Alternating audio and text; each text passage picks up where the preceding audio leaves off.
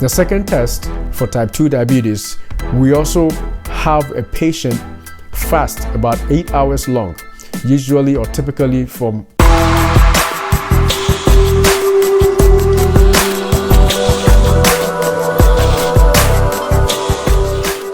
Welcome to Dayspring Life and Health channel.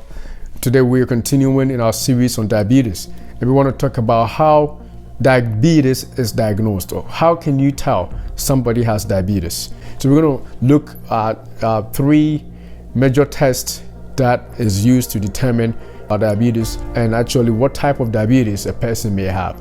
So to diagnose diabetes, which is actually mediated by insulin mediated diabetes. In other words, we're talking about type 1 diabetes, type 2 diabetes, and gestational diabetes.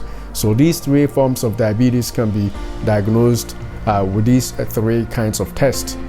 This is done in the doctor's office. You cannot do this at home. So it will be done by your doctor or by your clinic or your pharmacist who takes care of that, wherever you do your test. The first one is glucose challenge or glucose tolerance test, in which case about 75 grams of glucose is dissolved in a liquid, and a patient or a person is given that liquid to drink, and about 2 hours after drinking, the blood levels of glucose or the glucose levels in the blood of the person is tested, and the numbers that we're looking for to diagnose a person in this test is 200 mg per dl. So if the person who drank the glucose-laced solution has a blood test and the amount of glucose in the blood is over 200 milligrams per dl, then this person can be determined or diagnosed as having diabetes. If the person doesn't have diabetes, then the levels will be still normal. But if a person who has a challenge with their insulin levels or who has diabetes, the glucose level will skyrocket. The second test is for type 2 diabetes. We also have a patient fast about 8 hours long, usually or typically from in the night. They go to bed, they look at the time, the last 8, and they will not eat for 8 hours. And they will go back to the clinic or hospital or the doctor's office or wherever, and then the blood test is done.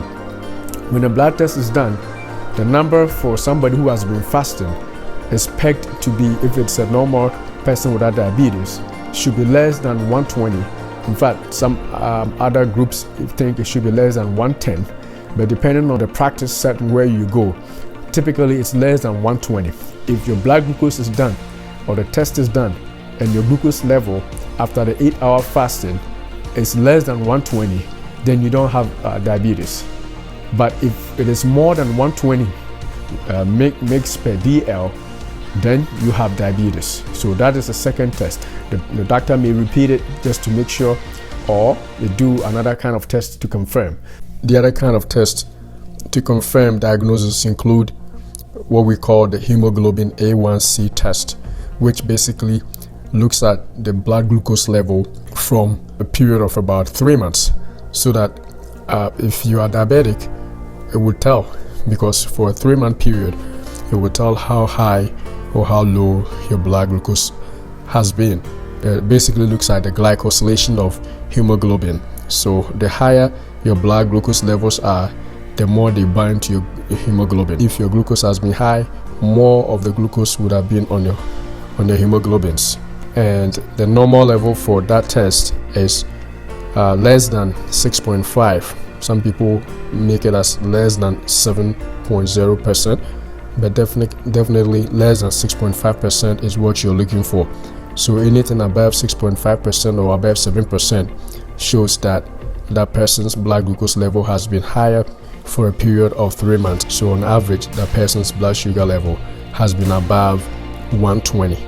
But definitely over 120 mg per dl suggests that you were unable to control your glucose level even within the fasting period. Now, I must say that the blood glucose test, you may be able to do that yourself. but that is not a clinical thing. You can just test using the blood glucose machine that you pick up on the store shelf and the test strips, just to check yourself to see if your fasting glucose levels are within normal range. If you do that and you see that you are 90 to 120, but you don't have any other risk factors, you probably don't need to talk to the doctor. But if you did a self-fasting blood glucose test at home using one of those over-the-counter testing kits, and you have a higher reading, that may be a sign that you should definitely see a doctor to confirm a diagnosis of diabetes.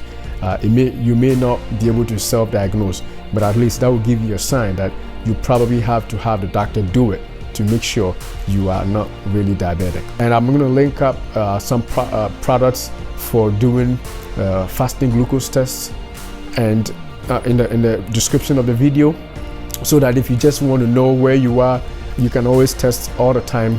Fasting glucose tests, you can do it yourself and find out where you are. But you are not diabetic until your doctor tells you you are diabetic. So you definitely need a confirmation test from your doctor's office, because those are more accurate. And because it's for diagnosis, they will have that on record for you, so that your insurance company will begin to pay for supplies and medications for diabetes.